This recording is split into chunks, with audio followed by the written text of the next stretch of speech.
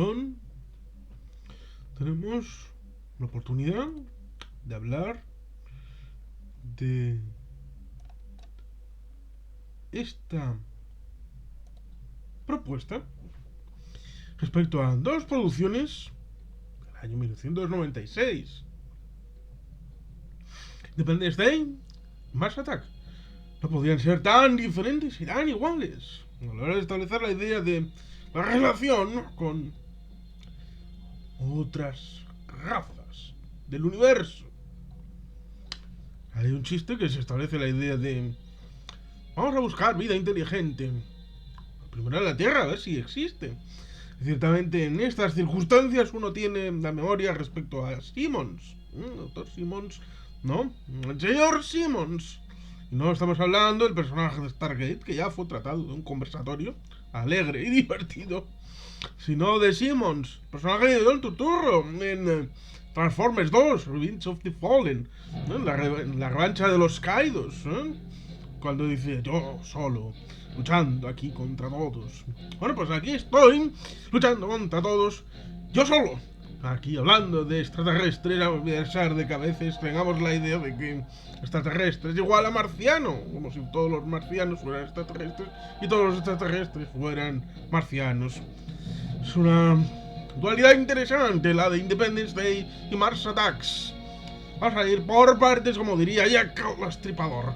Vamos a hablar primero de Independence Day, porque el personaje, el director Roland Emmerich, tenemos que venía en los años 90, año 91 tuvo gran éxito, el Soldado Universal con Jean-Claude Van Damme, en la idea de tratar de traer a unos soldados del más allá, han muerto en Vietnam, y bueno, pues esa tecnología criogenia y todo esto que prometía en el final de los años 80 y principios de los años 90, un poco haciendo chistes, lo del señor Walt Disney, congelado para cuando vuelva a la vida, y volver a relevar al señor Mickey, que es el dueño de todo, después de la compra de Marvel y de Lucasfilm y todo, y próximamente comprarán hasta Warner y DC. Pero, evidentemente, estamos hablando de Soldado Universal, la película, que luego, evidentemente, tendrá su continuación en la forma de éxito de Stargate, que, como hemos dicho, fue comentada en este canal. Esa película grandiosa que en el año 1994 a Dean Devlin como productor, el señor Arnold como compositor de la música, el señor Roland Emmerich, le dieron gran relumbre a esta película, que posteriormente tendría mayor desarrollo con LSG-1, con Stargate Atlantis y con Universe, hasta ahora la última propuesta, esa idea de la franquicia de Stargate. Ciertamente es importante remarcar el hecho de Stargate, porque del gran éxito que tuvo la película Stargate podía haber surgido otra película, una secuela, una segunda parte. Tampoco es tan raro, incluso en este director, pero prefirió hacer Independence Day en el año 1996. Por lo tanto, ahí tenemos esa realidad.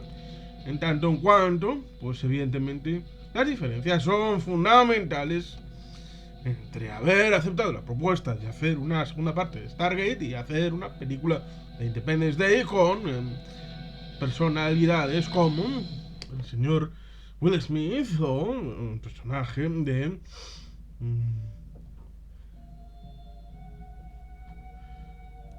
el señor Jeff Goldblum. Es interesante cómo empieza.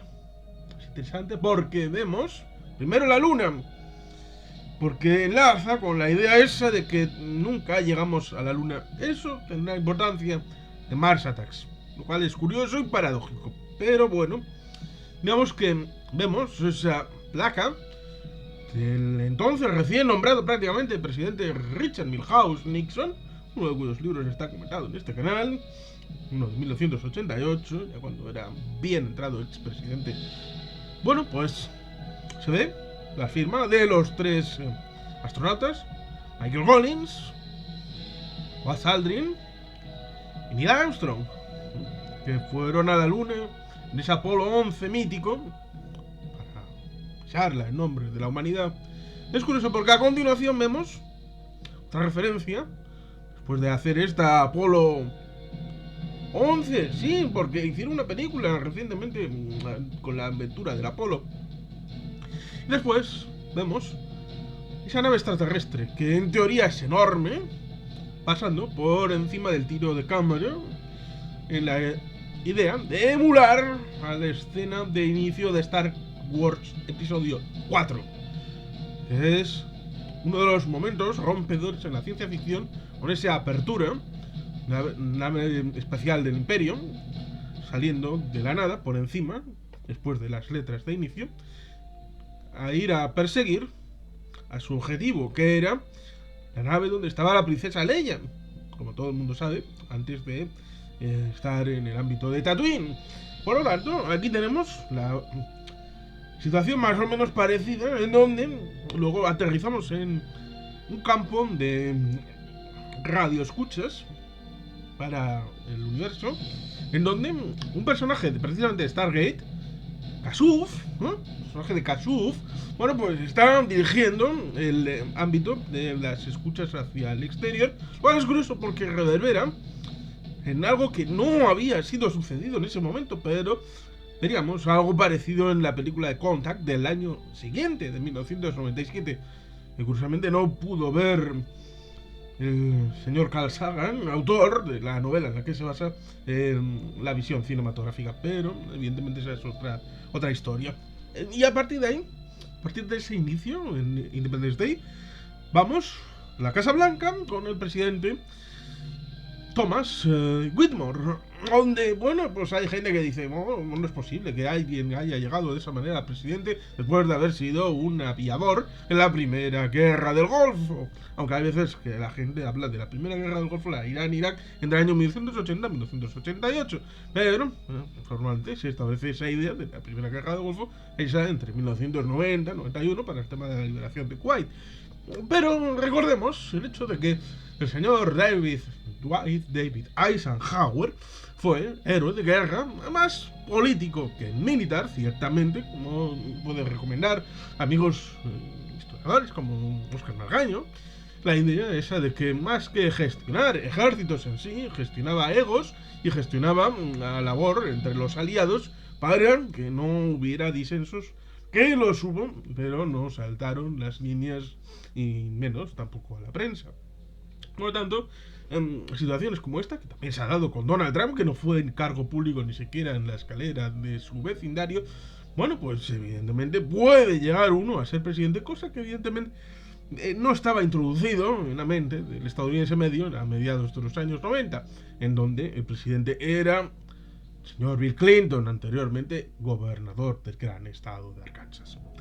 Ahí tenemos a Letterman como la televisión que está viendo la hija del presidente, cuya esposa está en Los Ángeles haciendo estas campañas que a veces los aliados y familiares del presidente tienen que ir de aquí para allá para poder mantener escucha con los que al final pagan la campaña, que son los financistas, los de Parnet. Y esas son las cuestiones en las que nos van introduciendo en las diferentes pequeñas tramas. Una es esa, la del presidente, el señor Bill Pullman, Thomas Whitmore. Luego, evidentemente, dentro del ámbito está la subtrama, a través de la mujer, Constance, que, bueno, pues al estar en Los Ángeles, pues también tenemos el ámbito de Will Smith. Y es curioso porque Will Smith aparece en el minuto 21 de la película. Es decir, alguien que es el gran nombre de la película. Aparece que el protagonista fundamental aparece en el minuto 21, lo cual es curioso y significativo. Pero bueno, ahí tenemos ese elemento de la trama de este capitán Steve Hiller, como es un piloto del cuerpo de marines, lo cual es curioso porque hay diferentes ámbitos. Está el tema del cuerpo de marines, luego están los pilotos de la marina, que son otra rama distinta. Luego están los de la propia Fuerza Aérea de los Estados Unidos, lo cual evidencia que tenemos tres ámbitos de ramas aéreas dentro de los ejércitos propios de los Estados Unidos. Este muchacho, el señor Hiller, sueña con ser aceptado como piloto de la NASA, pero también tiene el ámbito de Jasmine, ¿vale? Es un poco hipócrita a la hora de un baile de estos eróticos festivos, ser por parte de la señora esposa el limitante para establecer ese vínculo con la Agencia Espacial Estadounidense cuando la forma de relación erótica o festiva pues está al orden del día en Washington DC, pero bueno, esta forma de puritanismo está bien reflejada en el ámbito ese de la NASA y del señor Hiller. Tenemos también esa trama del personaje de Jeff Goldblum con su padre, que sería luego el amiguito de la tienda de antigüedades en la serie Forever, que solamente tuvo una temporada, 21 episodios, antes de ser cancelada, lo cual es realmente triste.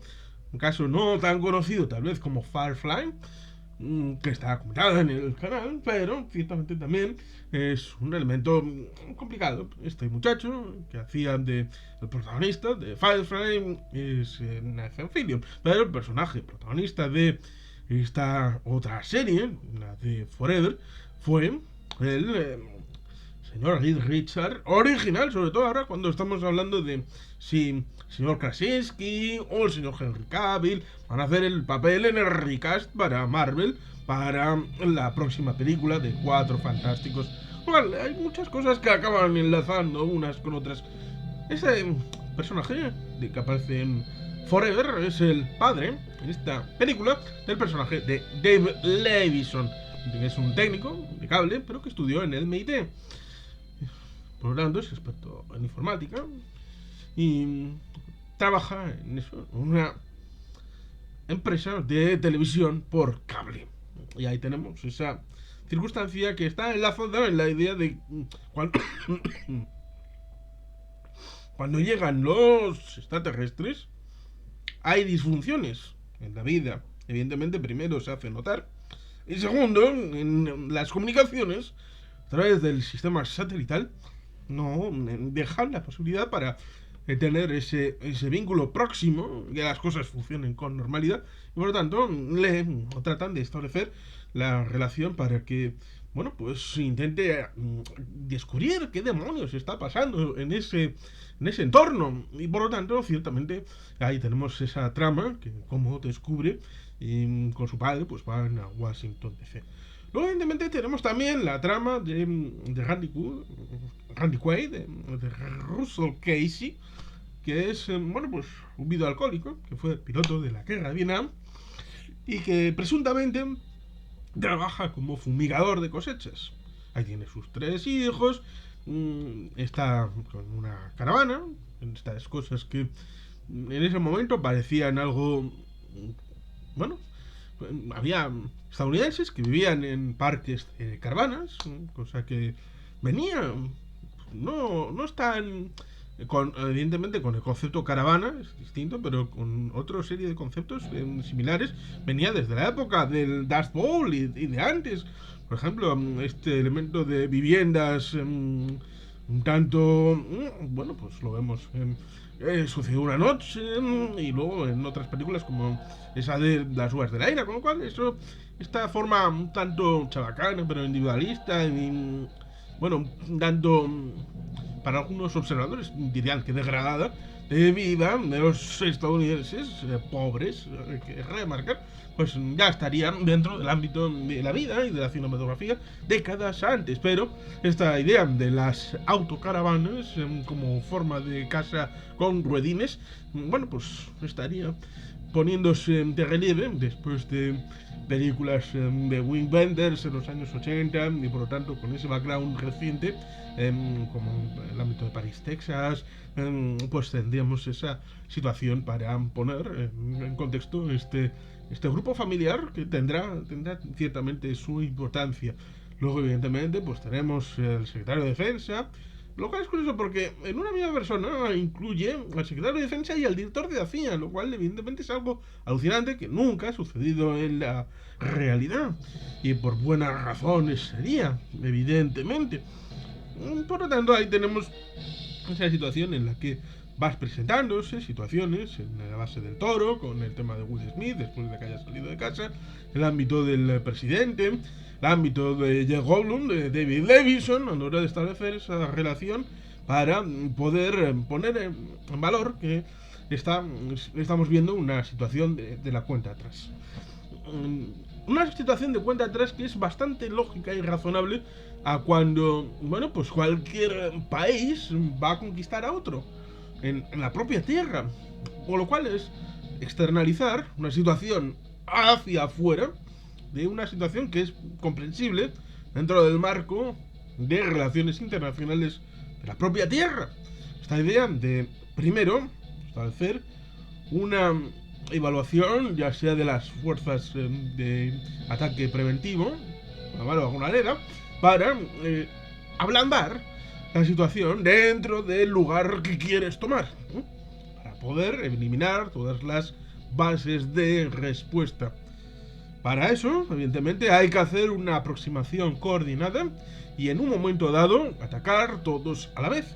Evidentemente, esto es lo que, por ejemplo, hizo Estados Unidos en Irak en el año 2003, pero no es lo que ha hecho Rusia en el año 2022, 24 de febrero en Ucrania. ¿Por qué? A diferencia de concepto táctico, concepto estratégico, de armas y de ser autocríticos y de capacidad de emitir y recibir esa autocrítica a la hora de establecer un marco distinto de las relaciones entre las fuerzas armadas y el poder político de cada estamento territorial.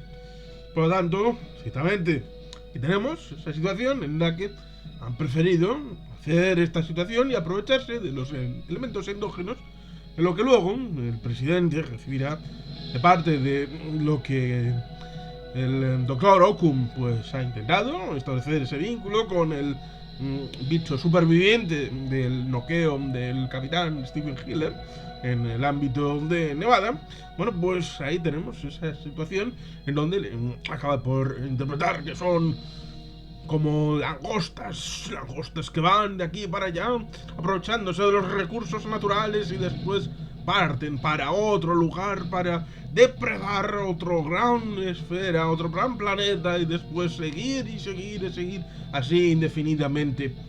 Es interesante porque ciertamente tiene vinculación con cierta antigua literatura de ciencia ficción como es la de H.G. Wells, La Guerra de los Mundos, aunque no tenga la suficiente elemento de impacto como para llevar a último término algunas de las partes, como ciertamente en el final de Mars Attack hay una referencia curiosamente a una película que no había nacido en el momento de estrenarse Mars Attack, de una década después, lo cual resultará curioso cuando hablemos de ello. Pero ciertamente tenemos esa situación de la Guerra de los Mundos con su interpretación de Orson Welles, año 1938, en el que sorprendió al mundo. La gente aparentemente no sabía que era una interpretación teatral a través de la radio, con sus cortes para publicidad, en donde daban más noticias y todo esto, con lo cual todo estaba aunado a la publicidad del producto de Orson Welles. Incluso dicen que la gente sale a la calle con sus armas. Bueno, pues este elemento, bueno, pues está la idea de los seres humanos como personas sensibles y capaces de ser influenciadas. Pues evidentemente tenemos esa situación en que en horas de saber primero que no estamos solos en el universo y después recibir la idea de que van a atacar a determinadas ciudades en Washington DC, en Nueva York, en Los Ángeles y en otras en Europa, ya sea Londres, Moscú, Tokio y otras en el resto del mundo, como cabeceras de la concentración humana y de la concentración, por lo tanto, del poder en esas ciudades. Tenemos esa situación en la que, bueno, pues los seres humanos se desmadran y comienzan los disturbios por aquí y por allá, y por lo tanto es ciertamente interesante como expresión de lo que se creía que iba a ser digamos que la posibilidad de un contacto extraterrestre, a pesar de que técnicamente pues ya habíamos tenido mayores producciones en el pasado, desde por ejemplo encuentros en la tercera fase de Steven Spielberg de los años 70. Si no recuerdo mal, el año 77, un personaje de Roy Neary, de señor Dreyfus. Bueno, ahí estaba. Por supuesto, François Truffaut, haciendo un papel de un ufólogo, cuyo nombre no voy a decir porque no quiero favorecer la magufería. Bueno, pues, ciertamente, Eso es lo conglomerado en donde se va desarrollando esta trama. En donde, bueno, pues acaban por incorporar en la lucha a las fuerzas aéreas, pero las fuerzas aéreas, curiosamente, el ámbito ese de los marines, sobre todo, también con el personaje de Will Smith, el capitán Steven Hiller, teniendo un progresivo mayor impacto en la trama, coprotagonizando con el personaje de David Lewison, que, bueno, pues en principio tiene un momento de pérdida de fe, a pesar de que tenemos ese elemento cuadrangular entre el personaje de Will Smith con su señora, a la que todavía no ha pedido, porque está el tema ese de la NASA, está el tema del bailoteo erótico festivo, también es el padre formal de Dylan. No biológico, pero sí en todo lo demás, y al final lo más importante es todo lo demás, y no el quién puso el esperma en qué óvulo. Porque al fin y al cabo el padre no solamente es el que está en ese previo, sino el que está cuando uno nace a partir de todo lo demás. Por lo tanto es importante. Y luego tenemos esa situación en donde el señor Lewison, hijo, bueno, pues tenía una mujer, Constance, que era la esposa de David. Y bueno, pues ciertamente primera dama es Mary McDonnell. Bien, a diferencia de lo que hemos dicho al principio, por si acaso estaban atentos y sabían que me había equivocado un poquito, porque evidentemente hay que estar escuchando y hablando y diciendo las cosas tal y como son. Ahí tenemos eso, dos parejas que tienen disfunciones. La pareja de Steven Hiller con su señora y el personaje de David Lewison con su señora, a la que todavía David Lewison sigue llevando el anillo. Dice el personaje del padre: llevas 3, 4 años, da igual, llevas sin estar con ella, ella te ha dejado, pero tú sigues llevando el anillo de casado. ¿Cómo puede ser esto? Esto es algo que tienes un problema, tienes que quitártelo de encima.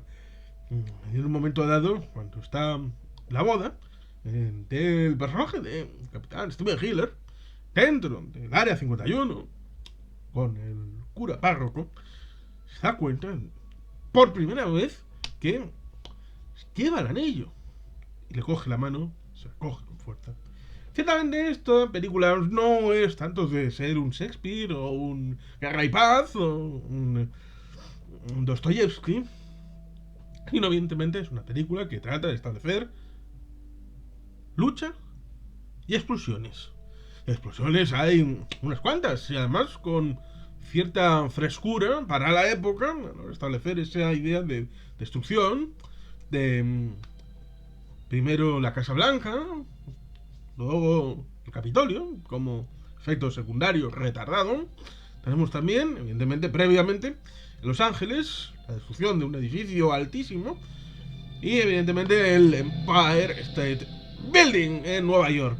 Bueno, es curioso porque estamos hablando de una distribución temporal del 2, 3 y 4 de julio como elemento fin de semana, que sería probablemente el viernes, sábado y domingo, a la hora de establecer ese puente donde habitualmente muchos reciben fiesta en Estados Unidos para poder celebrar todos el día 4 de julio, la patria de los Estados Unidos, el día de la independencia, lo cual es curioso porque serviría a hacer la puntualización histórica en donde establecemos que la firma real de la independencia de los Estados Unidos fue el día 2 de julio de 1776 y no el 4.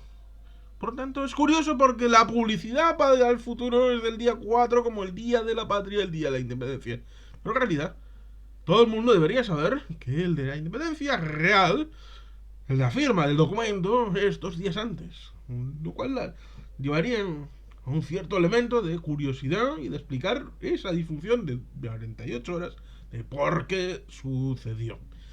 Ciertamente, tenemos esas grandes explosiones, esas grandes circunstancias en donde ponen el foco sobre todo en los Estados Unidos, pero en esta idea de los años 90, después del dividendo de la paz, después del fin de la Guerra Fría, después de establecer la idea de la paz universal y de la posibilidad de la concordia entre los países, tenemos el hecho de que incorporen otras visiones de otros focos en donde pues se ve en un momento dado unos rusos, no se sabe si son chinos o japoneses, probablemente japoneses, en el ámbito más oriental, y hay una base en el norte de Irak, en donde en principio vemos fuerzas de interposición, recordemos, en ámbito de después, de la guerra del Golfo, que establecieron desde Naciones Unidas dos zonas de exclusión aérea, una hacia el norte y otra hacia el sur, para en principio salvaguardar a las minorías, entre comillas minorías, porque en realidad las minorías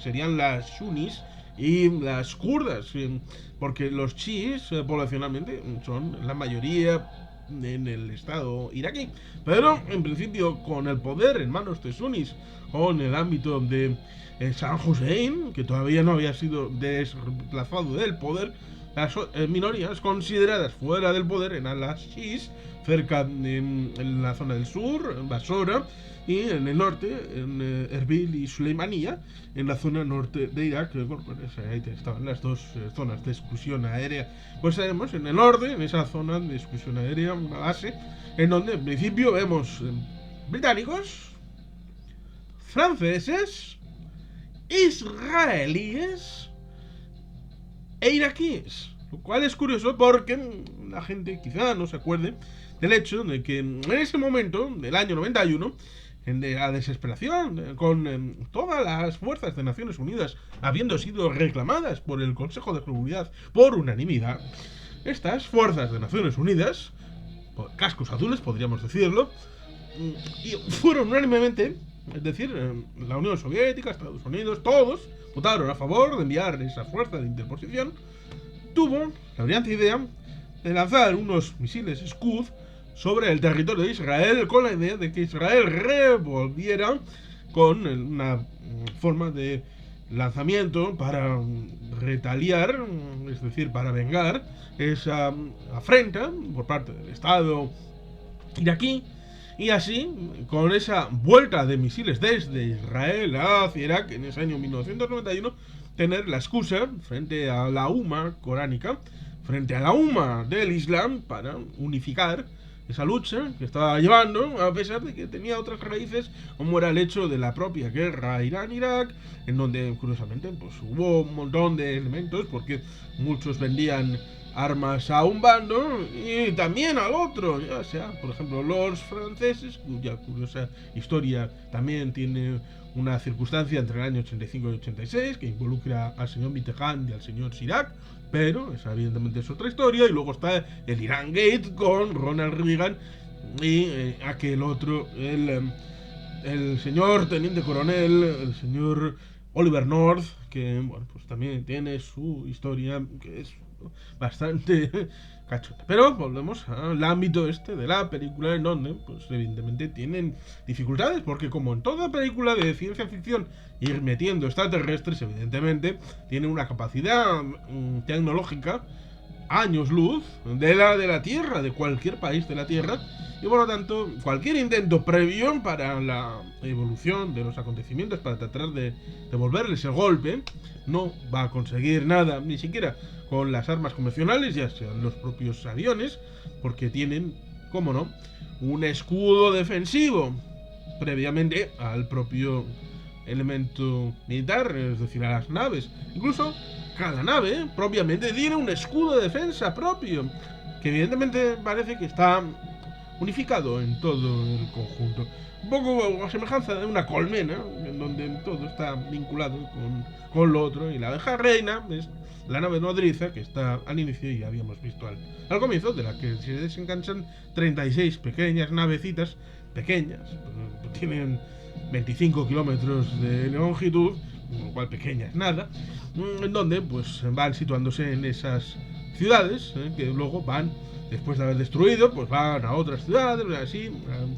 Vemos cuando intentan el arma nuclear, la ciudad de Houston, en Texas, bueno, pues tenemos esa realidad en donde habla de que, bueno, pues gran parte del sur ha caído, los aliados de la OTAN y sus grandes ciudades europeas pues también han sucumbido. Por lo tanto, llevan solamente 36 horas hacia el futuro la destrucción completa de las grandes ciudades del planeta y por lo tanto es una situación complicada. Y ahí es donde tenemos ese momento en donde David Levinson piensa en lo que le dice su padre respecto a no vas a coger un catarro, porque es curioso, porque en la película, todas las películas, dejan cualquiera de las películas de la Guerra de los Mundos, tenemos ese respeto inveterado que por otro lado resulta sorprendente respecto al material original de H.G. Wells, en la idea de que lo más grande no puede ser necesariamente lo más útil para la lucha contra el enemigo. Ciertamente ahí vemos un fragmento en la película aquella de la donde aparece Klaatu, Klaatu y la idea de el día The Day the World Stood, el día en el que el mundo se separó, que luego tuvo una resonancia con una película innecesaria con Keanu Reeves, en este papel de un ser vivo, el que viene, el extraterrestre bueno, entre comillas, que nos viene a decir que, bueno, sí, hemos visto que tenéis armas nucleares, pero, cuidado, aquí en el vecindario somos gente de bien, gente pacífica, y no nos gusta gente con armas que esté por aquí haciendo el canguelo. Con lo cual, por favor, dejad de hacer el gilipollas, que si no vendremos y aquí os daremos pal pelo, pero bien.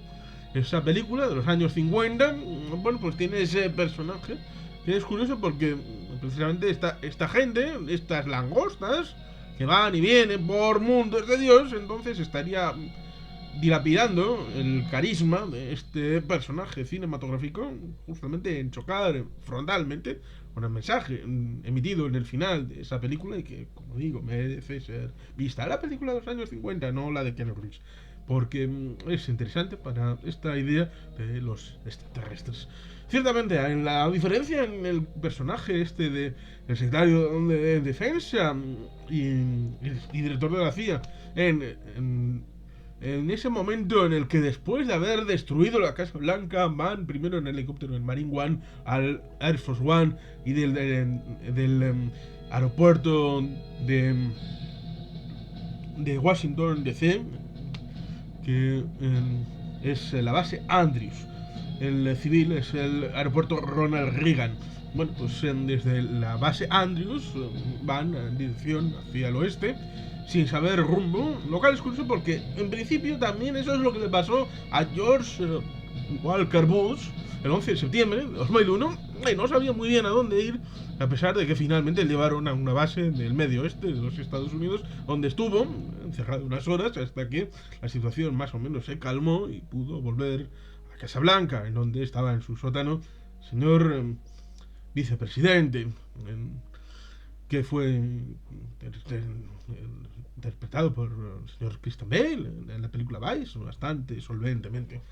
Lo cual es eso, es interesante porque en ese momento en el que hay una discusión en el avión, el padre de David Levinson le dice al personaje este del secretario de defensa, el personaje de Albert Nitzicki, que ellos sabían que iba a pasar, que tenían la información, pero no han querido transmitir al presidente. El señor Whitmore le dice: señor, nosotros de eso no sabemos nada, pero el que no sabe nada es el presidente de los Estados Unidos. Al presidente le han mentido los hombres de su confianza, el secretario de defensa y el director de la CIA, porque está a la base Nellis, está a la base 51, está en Groom Lake, Nevada.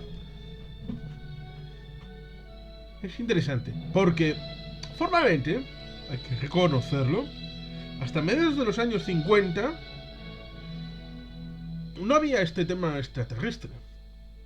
Fue bastante después, bueno, el tema del Monte Rainier, en fin, en los años 40, una persona que vendía estas cosas, y luego está el tema de Roswell, pero ciertamente esta situación no se vinculó a ningún Área 51 formalmente por el público, es decir, por aquel que gobierna, hasta mediados de los años 90, que fue revelada que existía, sí, existe la base 51, Groom Lake, cerca de ese lago Salado, al norte, en el estado de Nevada. Ciertamente no fue prácticamente hasta 40 años de diferencia del populacho, una confirmación oficial.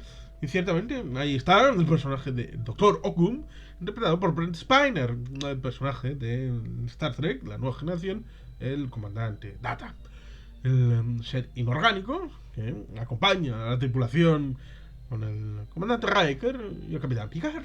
Bueno, pues ciertamente es un elemento interesante ahora establecer la dirección de este lugar de investigación, en donde formalmente aparece como que no han hecho nada, pero han investigado, sobre todo en las épocas donde han llegado esas naves, en los últimos días, pues evidentemente los cachivaches están vinculados, como esa gran colmena, y por lo tanto esa idea pues ha renacido en la, bueno, pues, en la composición de la propia nave.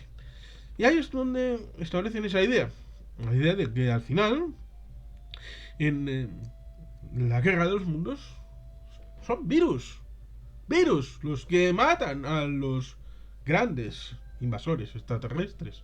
Y aquí, para hacer algo distinto, al haber metido a un experto en informática, el personaje de David Davison, el personaje de Ella Bloom, tenemos otro tipo de virus informático. Hay gente que dice, ¿cómo puede ser la vinculación entre el ordenador de Davison con el ordenador de esos extraterrestres, cuando en la Tierra pues ya tenemos dificultades a la hora de establecer una conexión entre un Mac y un Microsoft, un Windows? En la situación respecto a veces diferencias entre los países, las situaciones entre el software y hardware de los chinos con los rusos y la parte eurooccidental, y luego otro que venga de un país del llamado tercer mundo.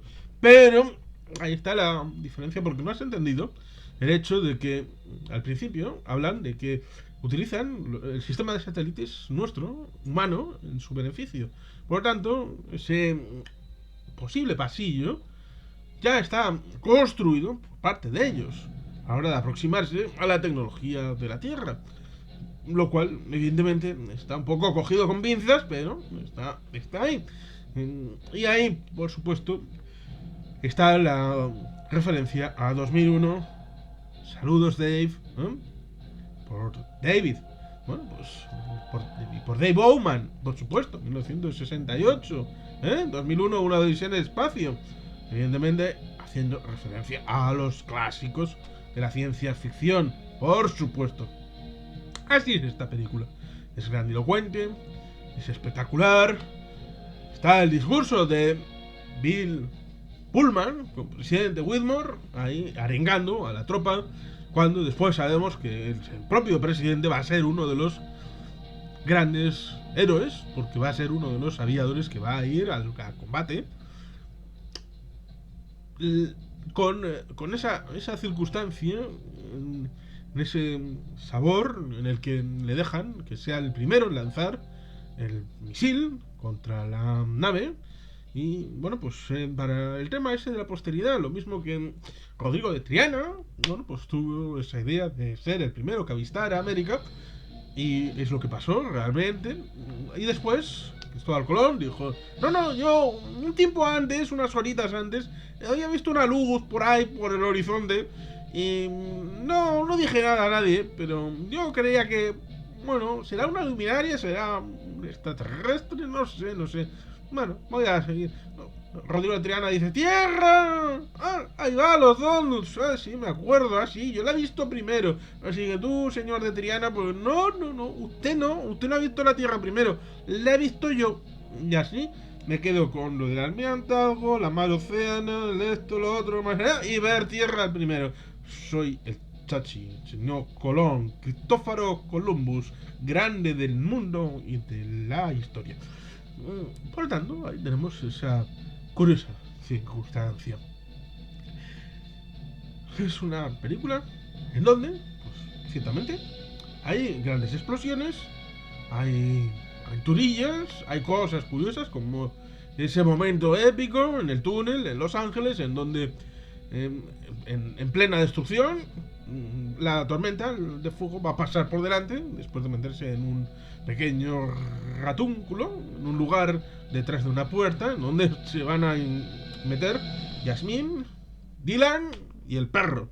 Lo cual dices, maravilloso. El guionista aquí ha decidido meter cuchillo y decir aquí las cosas tienen que ser así como es. Pero en otros momentos son especialmente tiernas. Como el personaje de Patricia Wismore, la hija del presidente, después de que Steven Hiller vuelva a la base del Toro, después de que le digan que está destruida. Y bueno, pues encuentre a unas personas que ha ido recopilando, su señora estroposa futura, Yasmín, incluyendo a la esposa del presidente, la primera dama, y que llega un poco desmejoradita y acaba teniendo, bueno, pues un paso a la otra vida. Y es ese momento en el que, sabiendo ambos, es curioso porque la hija sabe perfectamente qué está pasando, pero el padre no quiere decírselo en ese momento tan difícil. Y el padre y la hija, hablando en código, sabiendo que es un código de la verdad, es algo que ciertamente es emocionante. Cuando dicen, ¿mamá está durmiendo? Sí, mamá está durmiendo. Todo el mundo sabe, que ambos saben, qué es lo que está pasando y qué es lo que ha pasado, que ya se ha ido, ya nunca va a estar con ellos. Lo cual es ciertamente un momento pequeño para una película de fanfarria. Por lo tanto, exactamente, es una película de los años 90, es una película que establece esa relación con los extraterrestres, con un cierto realismo, un toque de qué pasarían si estos bichos, malos como la tiña, llegarían con un principio como el que muchos países han tenido sobre otros congéneres dentro del propio planeta Tierra, es decir, la rapiña de recursos. Ahí, en parte, se está criticando subrepticiamente el colonialismo y el imperialismo. La idea de ir a otro lugar, rapiñar los recursos naturales y después marcharse y dejarles con lo puesto. Ciertamente es un elemento interesante y, como digo, en parte realista en esta película del año 1996. Y luego, pues en el año 98 tendríamos a Godzilla en las manos de Roland Emmerich, que también tendría una serie de pequeños cameos en el inicio, en forma de juguetes con los que algunas personas están jugando, pero eso ya sería en aquella película con Matthew Broderick, con Jacques Reno y otros actores. Pero es curioso porque aparece Godzilla en Mars Attacks. Pero bueno, eso sería hablando de Mars Attacks, y estamos hablando en este caso de esta película en donde pues al final logran ese elemento de quitarles la cobertura, logran una forma, es que el personaje de Russell Casey se inmole, sus hijos le quieran para siempre cuando iban a desahuciarle y dejarle de lado, y bueno, pues venga su situación porque él mismo ha sido, bueno, fue secuestrado por extraterrestres 10 años antes del inicio de la película. Luego, evidentemente, es considerado un payaso en el pueblo y una vergüenza para sus hijos. Pero en este último momento parece que se redime, sacrificando su vida. Parece que la única forma de redimirse es sacrificando la propia vida.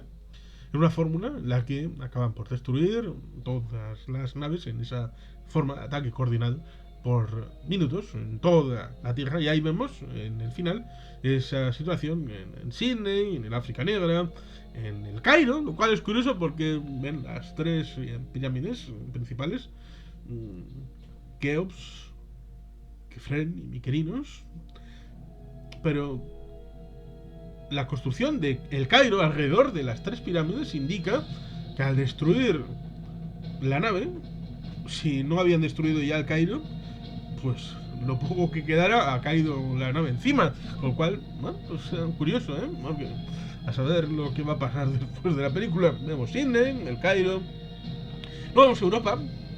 Pero bueno, ahí está la circunstancia esa que decía al principio, de tratar de vincular al resto del mundo con esa situación que dice el discurso de Pullman, con la vinculación de la idea de independencia para Estados Unidos, llamado 4 de julio del año 1776, con una forma de independencia a lo global que más tendría que ver con la guerra de independencia de España respecto al invasor francés, más que el ámbito de la llamada guerra de independencia de los Estados Unidos y del 4 de julio. Es una ocurrencia que se me acaba de plantear, esa idea de que, no, pues podría tener más que ver con ese ámbito del 2 de mayo de 1808 y de la guerra de Bailén y de todos estos elementos que culminarán en 1812-1814 con la salida de las tropas napoleónicas de España. Pero bueno, ahí está esa realidad.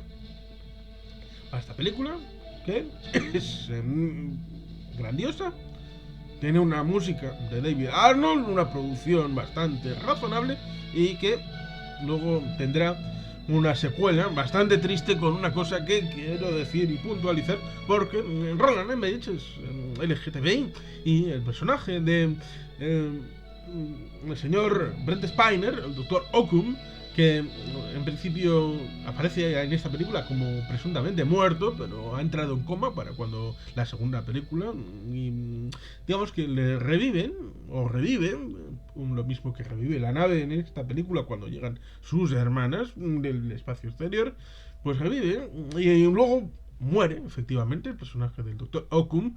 Pero tiene un novio que ha estado esperando durante años, décadas, en la espera. En principio serían 20 años la idea de el enlace entre 1996 y 2016, serían 20 años fuera de la pantalla y dentro de la pantalla. La idea de que cuando muere, efectivamente, el Dr. Occum, no hay ni un solo beso, lo cual en otras películas tenemos la agenda que nos la meten con calzador sin tener ni ton ni son ni ninguna utilidad ni ninguna razón dentro de la narrativa de la película. Y en esa película, dos personas que se quieren, que han estado una esperando a la otra durante décadas en un momento de coma profundo, y en el momento de irse, de morir, no hay un beso. Es algo alucinantemente increíble. Quiero ponerlo encima de la mesa, porque lo mismo que se puede criticar por su exceso, también se debe criticar cuando falta y en el guión amerita una determinada circunstancia.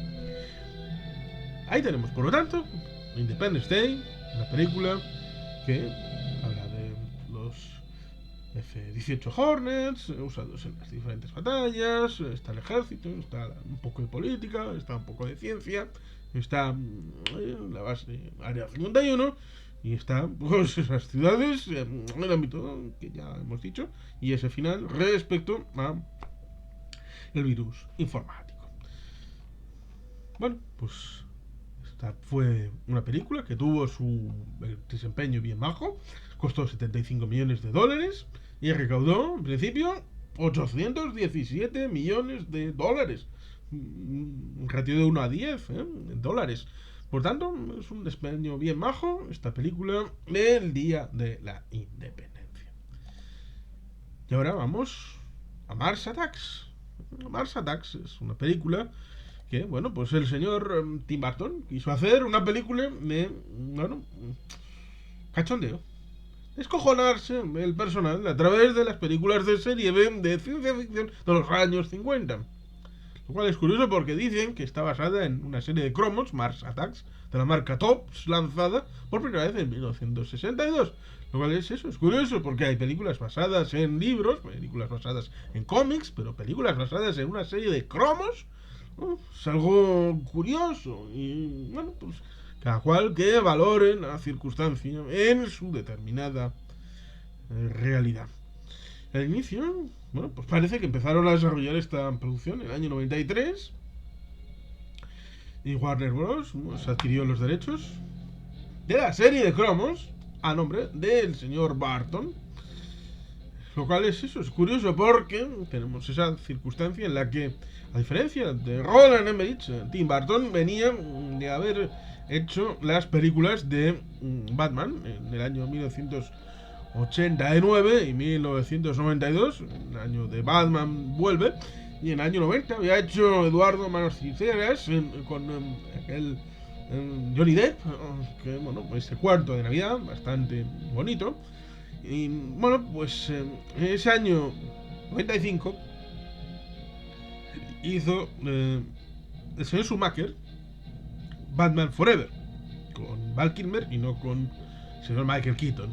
Pero es que antes, el año antes, había hecho Ed Wood en 1994, relatando la vida de Ed Wood Jr., un director que es considerado el peor director de la historia, pero que, bueno, le ponía tanto cariño y tanto amor a pesar de tener una ausencia tan dramática de medios, de dinero, que le hacía algo entrañablemente lamentable. Por cierto, en este caso también hay una vinculación con extraterrestres, porque estamos hablando de la memoria de Plan 9 del espacio exterior, una película, serie B, no, más que serie B, serie zetísima, la última del vagón, prácticamente desde fuera del vagón, de cola, sería esa Plan 9 del espacio exterior. Está homenajeada a través de Ed Wood en la película esta de 1994, en la que aparece también el señor Bela Lugosi, interpretado por Martin Landau, que obtuvo su Oscar. Hay otros, como, bueno, pues Bill Murray, o Lisa Marie, una actriz que también está en esta película de Mars Attacks. Es eso, en el año 94 establece esa película de Ed Wood. Batman Forever no fue dirigida por Tim Burton. Y en el año 96 llegamos a Mars Attacks. En esta Mars Attacks tenemos esa situación en donde pues vemos a unos marcianos llegando desde el ámbito de Marte, desde los canales.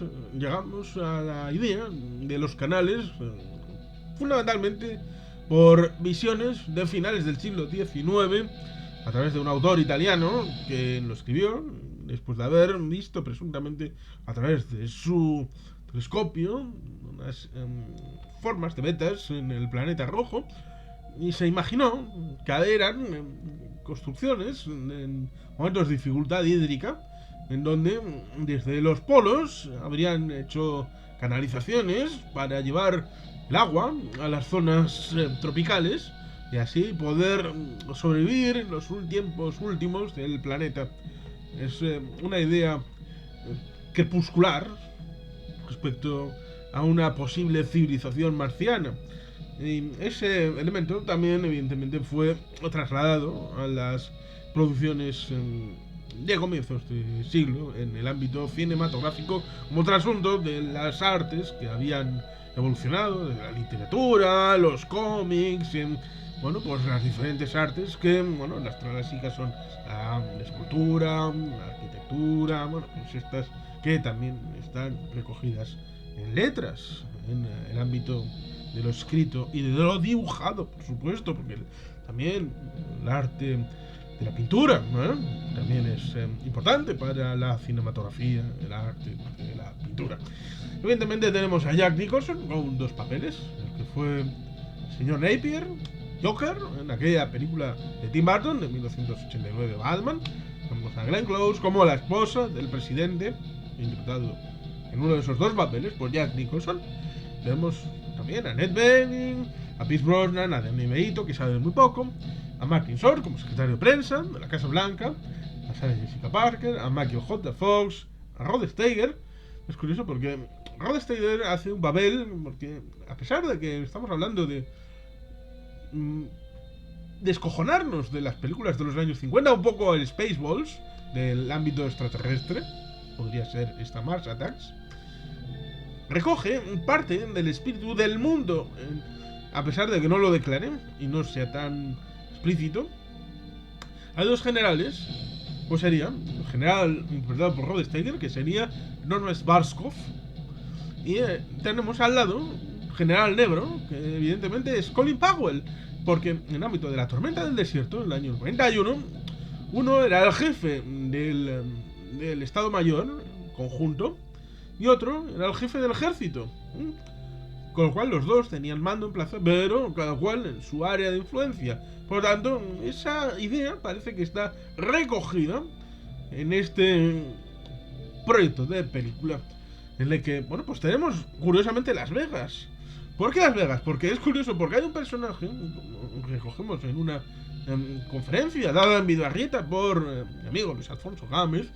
Bueno, pues hubo un personaje que estableció la idea. Bueno, en teoría dicen que fue despedido de una empresa que estaba vinculada con la construcción del Apolo, cual es mentira, porque esa persona fue despedida en los años 50, mucho antes de que tuviera ningún tipo de contrato con la NASA, y era el encargado, no de nada ingeniero, ni de construcción de nada, sino era el responsable del área de biblioteca de esa empresa de ingeniería. Sí, es curioso porque había algunas empresas que tenían este área antes de todo lo que ha venido después, que ha culminado en la etapa de Internet que comienza en ARPANET en los años 60, con pequeñas conexiones entre algunas universidades de los Estados Unidos para compartir datos en caso de, bueno, pues necesidad por un ataque nuclear. Lo mismo que hubo de cada milla, de cada 4 millas una de autopistas interestatales tenía que tener un trazado recto, por si acaso tuvieran que hacer aterrizajes de emergencia algún tipo de avión, especialmente pensando en los aviones militares a través de los Estados Unidos de América. Ciertamente, evidentemente, pues tenemos esa idea de que esta persona que acabó haciendo, este antiguo empleado de esta empresa, acabó haciendo un libro en el que cuestionaba la llegada a la Luna. Y este decía que Las Vegas había sido el lugar donde habían hecho el rodaje de la película, que en principio no decía que había sido rodada por el señor Stanley Kubrick, no, pero decía que, entre otras razones, que había sido en Las Vegas porque era el lugar donde los técnicos se podían distender, ahí con los juegos de dados, las máquinas tragaperras y todo esto. O que el hecho de que, bueno, todo el mundo sabe que los mejores buffets del mundo mundial, en cuanto a gastronomía, están en Las Vegas. Cual, por supuesto, era el lugar ideal al lado de explosiones nucleares, que hubo explosiones que se vieron con el hongo y todo desde Las Vegas en los años 50, pues era el mejor lugar del mundo para establecer esa relación. Recordemos que estamos hablando de estas explosiones cuyos residuos en una película que hizo, entre otros, el señor John Wayne sobre Temujin, es decir, Gengis Khan, pues tenemos esa realidad en la que todo el rodaje, toda la producción, todos los actores acabaron mal. Por ejemplo, el personaje de Pedro Armendáriz, Senior, acabó incluso quitándose la vida, teniendo impacto en la película Desde Rusia con Amor, en 1962, teniendo incluso que remontarla, porque se suicidó en mitad del propio rodaje, al haber tenido esa situación del átomo. Bueno, lamentablemente pues, todos murieron, pero con diferencia, porque este Pedro Armendáriz, que bueno, murió precisamente en esa película de James Bond, quitándose la vida. Luego es curioso porque su hijo, Pedro Armendáriz Jr., que también participó en una película de James Bond, aquella de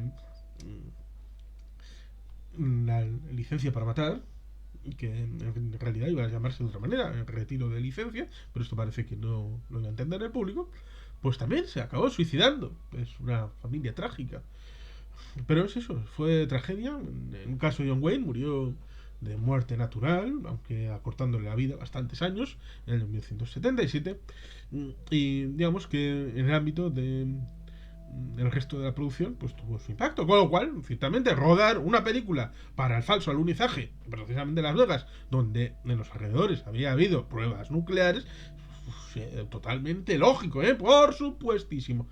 Por eso es curioso, porque uno de los puntos para esta Mars Attacks es en Las Vegas, en donde tenemos a Tom Jones haciendo un poco de emulación de Elvis, que como hemos visto en la película de Elvis de precisamente este año, 2022, pues tuvo una relación de amor-odio con la ciudad de Las Vegas y su representante, el coronel Parker, interpretado en aquella película por Tom Hanks. Pero bueno, aquí tenemos esa diversidad de relación de lugares, en donde pues tenemos Washington DC, tenemos esta idea a través de los personajes, en donde se dice una cosa que es trascendente, la idea de son tecnológicamente avanzados, con lo cual son gente de bien, son gente de paz. Esto evidentemente puede sonar a una forma de rechazo de los imperialismos realmente existentes para el imaginario colectivo, como pueda ser precisamente la conexión con el gran libro de Corazón de las Tinieblas respecto a la colonización del Congo belga por parte del rey Leopoldo de Bélgica, que a su manera transutó en Police is Now, con Francis Ford Coppola, en la guerra de Vietnam. Pero el origen es la colonización del imperio del Congo belga por Leopoldo, con aquel muchacho que en vez de colonizar con una forma de jardín, con sus florecillas, pues a los malos, negros que no hacían lo que debían, les cortaba la manita y las tenía como colección delante de su casa. Vamos, todo un ejemplar respecto a esa forma de colonizar, y que luego pues evidentemente tenemos casos interesantes como por ejemplo Cecil Rhodes, Rhodesia, actualmente conocida como Zimbabue. Luego el Congo belga fue conocido como Zaire, ahora se llama República Democrática del Congo, al licenciarse el Congo Kinshasa de Congo Brazzaville, porque una fue francesa, Congo Brazzaville, y Congo Kinshasa, la de los belgas. Es interesante, muy interesante la historia para también el Imperio Británico, que tenía, es curioso porque se suele acusar a los españoles, pero el asiento de negros del comercio de esclavos fundamentalmente lo tenían los ingleses y un poquito los portugueses, y en menor medida los españoles. Pero una cosa es la memoria, como diría el amigo José Martínez Raya, otra cosa es la historia. Son dos cosas y dos conceptos distintos. Pero bueno, esta película, por lo tanto, es un cachondeo, es una forma de divertimento en donde vienen estos grandes alienígenas desde Marte y, bueno, pues en principio esa forma de incomprensión, donde, bueno, pues tenemos el personaje que es tal vez el más interesante, es el de Byron Williams, interpretado por Jim Brown, y bueno, pues hay otras, bueno, está el soldado Billy Glenn como icono del paleto brillante en la bravuconería, para marcar el nivel por sus padres, que también está el Joe Don Baker, que habíamos visto, por ejemplo, en la película esta de Alta Tensión, precisamente en 1987, la anterior a Licencia para Matar, con aquellas películas de Timothy Dalton, de 007 y James Bond. Yo creo que es el mejor James Bond de la historia. Pero bueno, ahí tenemos, por lo tanto, a Pierce Brosnan, que también fue James Bond. Es curioso en esta, lo que a veces la curiosidad y la casualidad pues establece. Le hacen, evidentemente, cuando muere Giacomo Giacomo, pues le hacen su funeral de estado en su casita con militares. Es curiosa esa escena en donde está la fila de los soldados que disparan a Salva d'Honor y delante la familia, delante, justo debajo de las balas, asombrándose y asustándose por el descargar de las propias balas. Ciertamente las evoluciones de los propios extraterrestres amerita una circunstancia respecto a la idea esa de que hay una incomprensión del lenguaje, unos tienen una forma de hablar y otras de otra, lo cual evidentemente en otras películas ha significado el cambio de medio, porque en otros bueno, pues en principio podrían estar hablando, como por ejemplo, debajo del agua, habría que ajustar, como pasa por ejemplo en Star Trek 4, Misión Salvar la Tierra, en donde en principio no están hablando a personas inteligentes, sino a las ballenas, por lo tanto hay que modular el mensaje al ámbito de debajo del agua, con el elemento de salinidad y todo esto, y como concepto a la hora de establecer el diálogo con otro ser vivo. Por lo tanto, aquí pues hay una máquina, lo cual nos lleva a esa idea de que es un alemán recordando cuando, después de la Segunda Guerra Mundial y de la Operación Paperclip, cogieron a los mejores nazis y se los llevaron a Estados Unidos, al Reino Unido, y los que quedaban, pues se los llevó Tito Stalin a la Unión de Repúblicas Socialistas Soviéticas, y ahí tenemos el programa espacial soviético, formalmente operado por Sergei Korolev, que murió de apendicitis a finales de los años 60, cuando estaban a punto de intentar un lanzamiento en dirección a la Luna, justamente en el año 69, un poquito menos de un mes de antes del intento estadounidense exitoso en Apolo 11. Los soviéticos intentaron lanzar, acabaron en las estepas de Kazajistán. La cosa pues no les salió bastante bien, pero ciertamente si uno ve algunas películas o series del ámbito de la exploración espacial en los años 60 de los Estados Unidos, se puede encontrar con colectivos de alemanes, antiguos nazis, como por supuesto el señor... ¿Cómo era? El muchacho que hizo de sección de buenas relaciones, ese muchacho que ayudó a llevar al hombre a la luna y que era de pasado nazi y de las SS. Ay, no vamos a decir su nombre porque ya está demasiado gastado. Lo que no está gastado ciertamente es las bromas de esta película, en la que también se establece esa idea con la película y el libro de La Guerra de los Mundos. Pero con una diferencia. La diferencia es que en vez de tener viruses para matar a los grandes alienígenas, tenemos una música con agudos muy estrepitosos para establecer esa idea de que cuando escuchan, peta su cabeza y se acabó. Es curioso porque en un momento dado insinúan como que no tienen posibilidad efectiva de relación sexual, lo cual es curioso porque enlaza con la película de Independence Day, con el personaje Randy Quaid, a quien secuestraron los extraterrestres, y los chistosos del pueblo dicen que le hicieron cochinaditas en los ámbitos extraterrestres. Pero es curioso porque estos extraterrestres, más allá de ponerse canentorros con el Playboy, no parecen tener... Pero luego, ¿cómo se reproducen?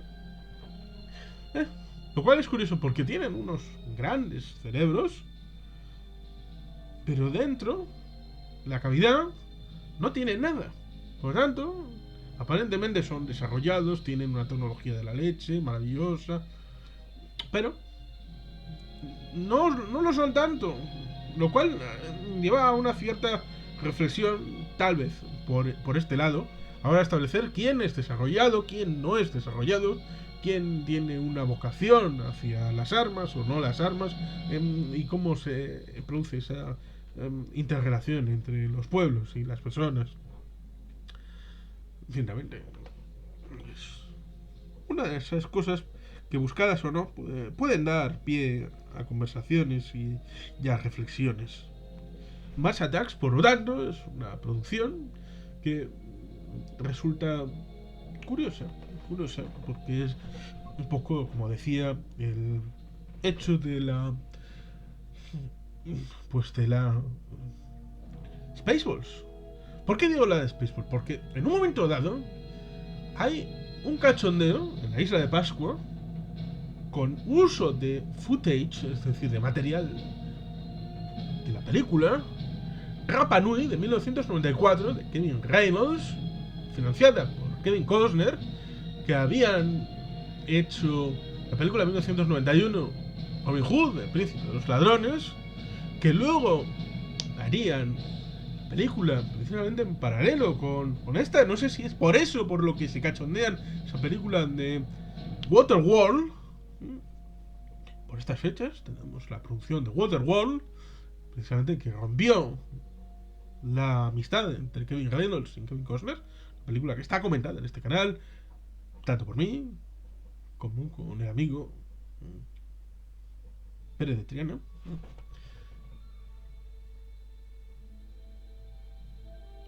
Y que está usado. El cachondeo es explícito con esa película Rapa Nui. Y es que es curioso porque al final de la película, cuando el personaje de Byron llega a Washington DC, era el objetivo, después de haber perdido el avión, tratando de establecer esa forma de ventana para poder hacer escapar a los personajes de Tom Jones y las chicas. Bueno, pues llega y es un poco, paradójicamente, lo que veremos en 2005 en la película de Steven Spielberg, en La Guerra de los Mundos, después del ámbito de descubrir que los virus, es una vez más, en todas las películas basadas en la obra de H.G. Wells, acaban por matar esos bichitos pequeñitos, algo grande, como los grandes extraterrestres que vienen a conquistarnos. Es decir, que hay que tener en cuenta todo. Pues también había un viaje.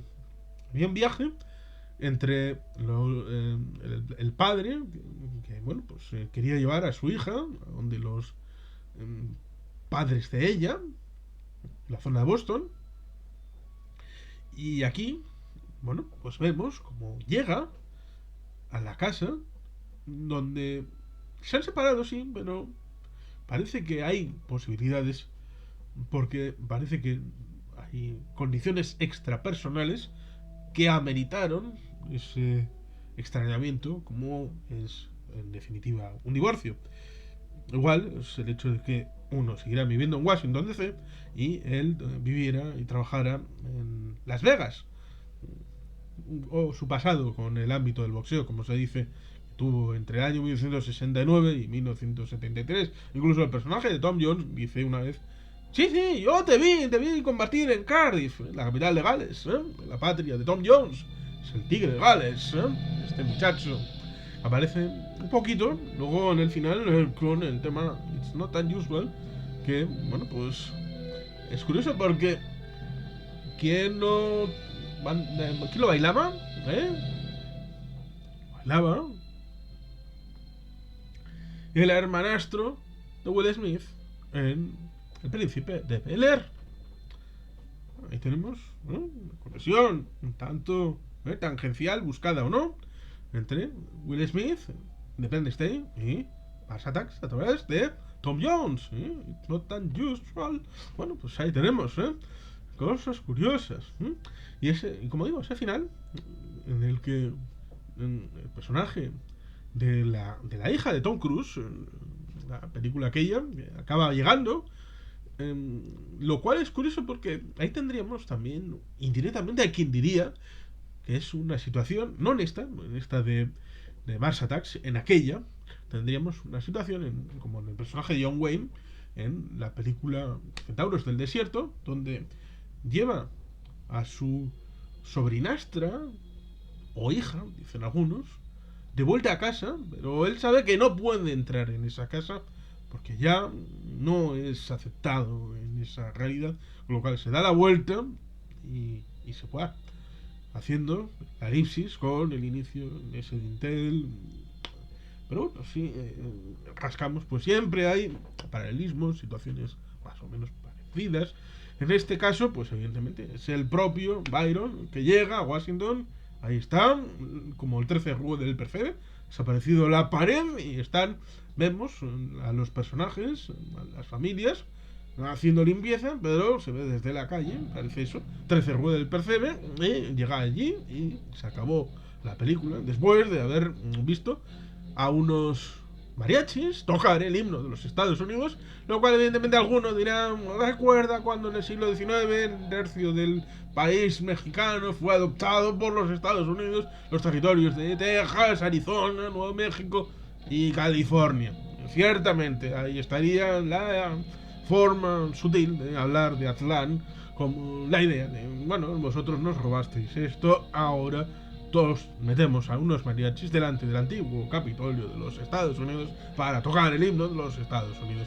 Y es curioso porque también tenemos ahí a Natalie Portman y al lado, pues el hijo superviviente de Jordan Baker y el hermano de Giacomo Giacomo, que sería como una forma de mezcla entre un Elijah Wood de Hacendado y un Ed Chidleak, ¿por qué no decirlo? El personaje de Doctor en Alaska. Sería algo así como una mezcla ahí del indio nativo Ed Chidleak y con, pues, como digo, un Elijah Wood de Hacendado. Evidentemente no es Elijah Wood, pero digamos que tiene un aire este personaje en este momento. Lo cual es curioso porque ciertamente ahí tenemos una vinculación también con una película del 2008, de 2 años después, con ese final delante del Capitolio que tendremos con el presidente interpretado por Morgan Freeman en Deep Impact. Lo cual es eso, hay cosas que dices, esto me suena y bueno, pues buscado o no, ahí están muchas cosas que seguro que buscado en este caso sí hizo el señor Tim Burton respecto a esas películas, como El increíble hombre menguante, cuando se produce ese ataque final al personaje de Rod Steiger, que yo modestamente digo que creo que es la transposición del personaje de Norman Schwarzkopf como general de los Estados Unidos de América. Y ahí tenemos eso, el personaje de Jack Nicholson, y el otro hace de alguien que quiere tener un hotel en Las Vegas.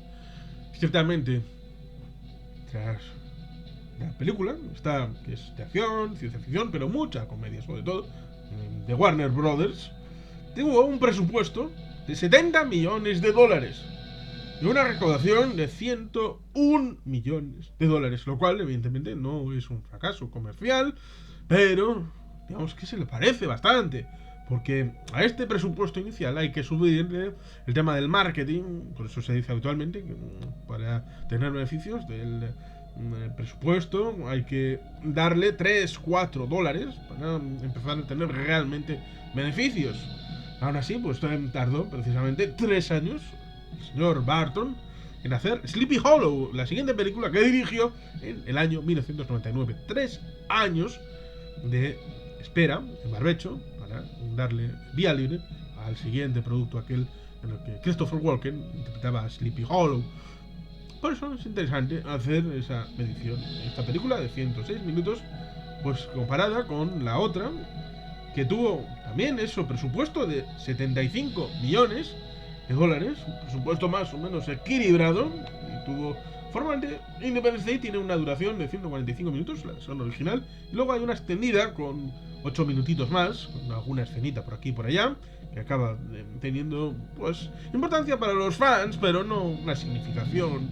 Por lo tanto, bueno, pues estas cosas que bueno, tampoco es que ameriten decir era imprescindible, pero bueno, estas circunstancias que hay.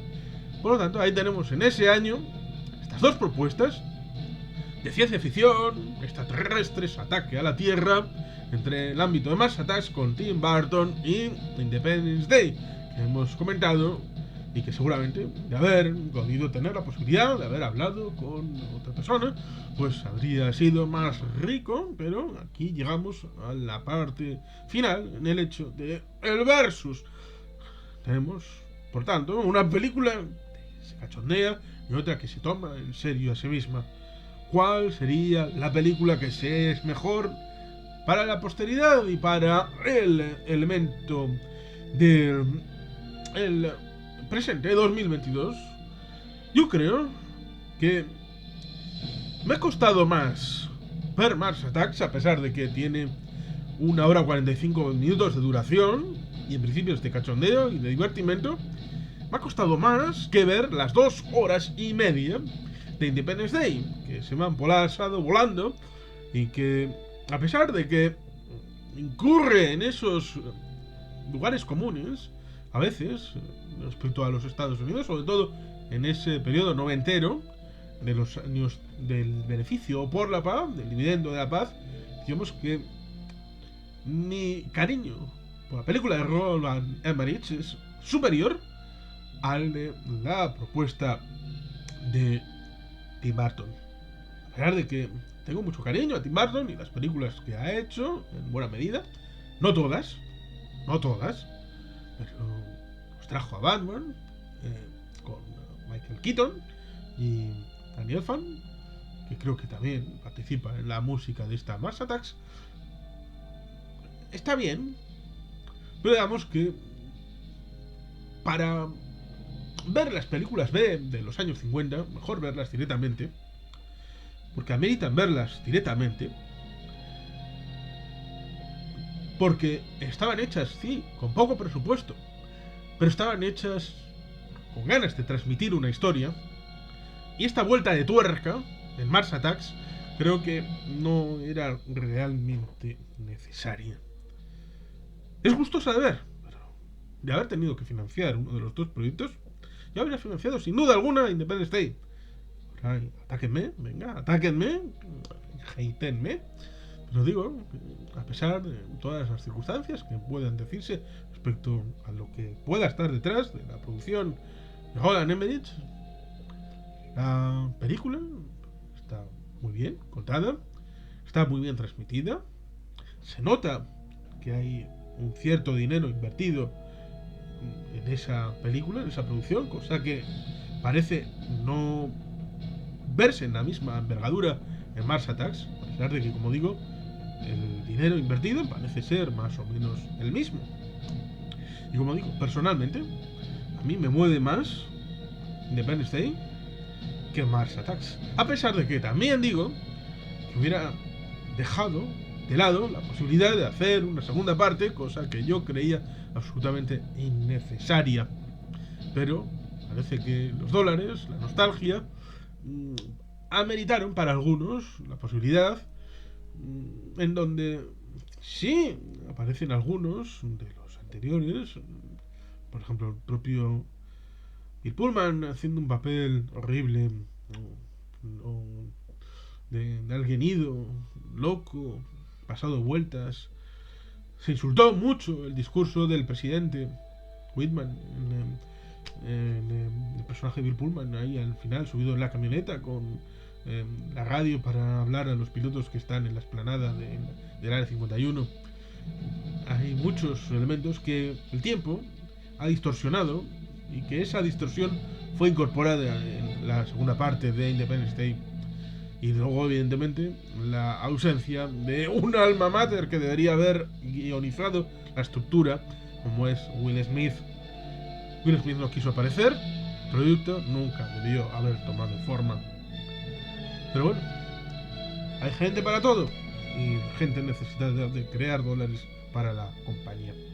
En fin, aquí está pues esta lucha que ha ganado no por los puntos y sin necesidad de Byron para luchar contra Sonny Liston o cualquiera de los demás púgiles de la década de los 60, de los 70, que bueno, pues se subieron al ring en aquel momento, lo cual es curioso porque en el momento en el que el otro personaje de Jack Nicholson entabla esa relación con Byron, recordando los viejos tiempos, es un poco como al inicio de Rocky, de John G. Adkins, que también ganó el Oscar a la mejor película. Y bueno, ese inicio también es de un antiguo boxeador, no, de un antiguo luchador para la mafia que luego se convierte en boxeador. Aquí es al revés, aquí un boxeador que luego alguien de mal vivir, como el personaje otro, hace dos papeles, Jack Nicholson, pues el personaje de Las Vegas le dice, bueno, ya que tú das un gancho bien guapo de izquierdas, ¿por qué no lo aprovechamos? Y este que me debe pasta, pues ¿por qué no? Y aquí ahí es al revés, en Rocky, en los años 70, John G. Adkins, es al revés. Alguien que pega bien, que da golpes porque hace sacar el dinero de las deudas a la gente del área de Filadelfia, le meten a boxear. Cosas curiosas, ¿verdad? Cosas curiosas. Lo mismo eso, que estas dos películas se estrenaran juntas en 1996, como luego pasó en el año 98. Dos películas sobre meteoritos que caen a la Tierra se estrenaron, como está en ese otro vídeo, en este canal, la forma de versus entre Deep Impact y Armageddon. Y que sin duda, yo en aquel caso me quedo con Deep Impact de aquí a Lima. En fin, aquí dejamos este conversatorio íntimo, como todo el mundo sabe. Lo es porque ha habido una disfunción que no quedará en la memoria, salvo en este vídeo que finalmente ha salido como ha salido, esperemos que para bien. Y sin más, es que recasco, agur bat, Betty, Helpean.